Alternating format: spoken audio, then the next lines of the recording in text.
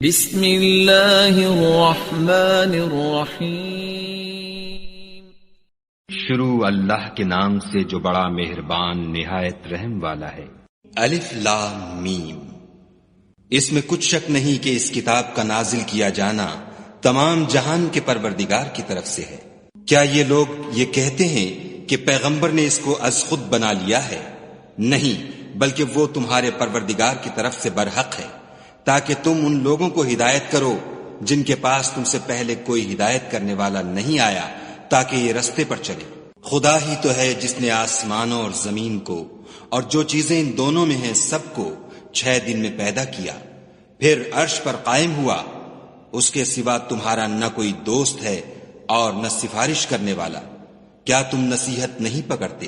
وہی آسمان سے زمین تک کے ہر کام کا انتظام کرتا ہے، پھر وہ ایک روز جس کی مقدار تمہارے شمار کے مطابق 1000 برس ہوگی اس کی طرف صعود اور رجوع کرے گا۔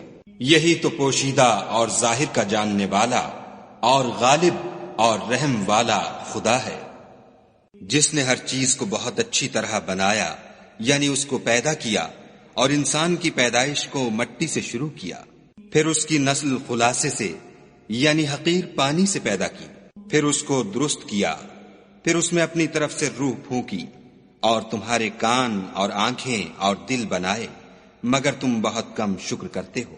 اور کہنے لگے کہ جب ہم زمین میں ملیا میٹ ہو جائیں گے تو کیا از سر نو پیدا ہوں گے؟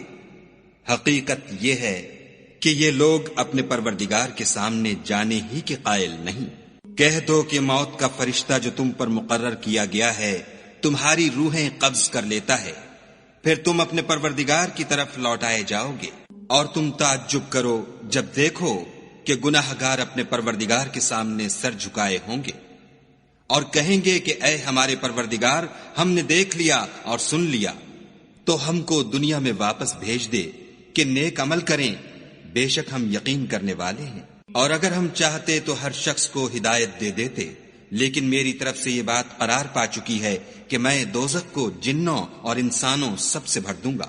سو اب آگ کے مزے چکھو، اس لیے کہ تم نے اس دن کے آنے کو بھلا رکھا تھا۔ آج ہم بھی تمہیں بھلا دیں گے، اور جو کام تم کرتے تھے ان کی سزا میں ہمیشہ کے عذاب کے مزے چکھتے رہو۔ ہماری آیتوں پر تو وہی لوگ ایمان لاتے ہیں کہ جب ان کو ان سے نصیحت کی جاتی ہے تو سجدے میں گر پڑتے اور اپنے پروردگار کی تعریف کے ساتھ تسبیح کرتے ہیں اور غرور نہیں کرتے۔ ان کے پہلو بچھونوں سے الگ رہتے ہیں، اور وہ اپنے پروردگار کو خوف اور امید سے پکارتے، اور جو مال ہم نے ان کو دیا ہے اس میں سے خرچ کرتے ہیں۔ کوئی متنفس نہیں جانتا کہ ان کے لیے کیسی آنکھوں کی ٹھنڈک چھپا کر رکھی گئی ہے۔ یہ ان اعمال کا صلہ ہے جو وہ کرتے تھے۔ بھلا جو مومن ہو وہ اس شخص کی طرح ہو سکتا ہے جو نافرمان ہو؟ دونوں برابر نہیں ہو سکتے۔ جو لوگ ایمان لائے اور نیک عمل کرتے رہے ان کے رہنے کے لیے باغ ہیں، یہ مہمانی ان کاموں کی جزا ہے جو وہ کرتے تھے۔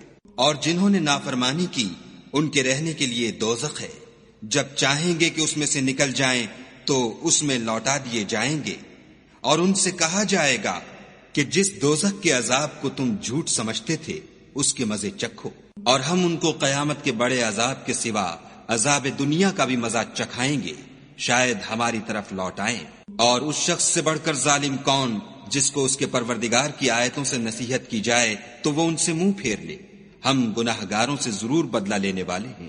اور ہم نے موسیٰ کو کتاب دی تو تم ان کے ملنے سے شک میں نہ ہونا، اور ہم نے اس کتاب کو یا موسیٰ کو بنی اسرائیل کے لیے ذریعہ ہدایت بنایا، اور ان میں سے ہم نے پیشوا بنائے تھے جو ہمارے حکم سے ہدایت کیا کرتے تھے جب وہ صبر کرتے تھے اور وہ ہماری آیتوں پر یقین رکھتے تھے۔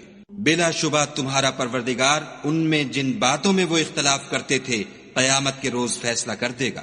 کیا ان کو اس امر سے ہدایت نہ ہوئی کہ ہم نے ان سے پہلے بہت سی امتوں کو جن کے مقامات سکونت میں یہ چلتے پھرتے ہیں ہلاک کر دیا؟ بے شک اس میں نشانیاں ہیں، تو یہ سنتے کیوں نہیں؟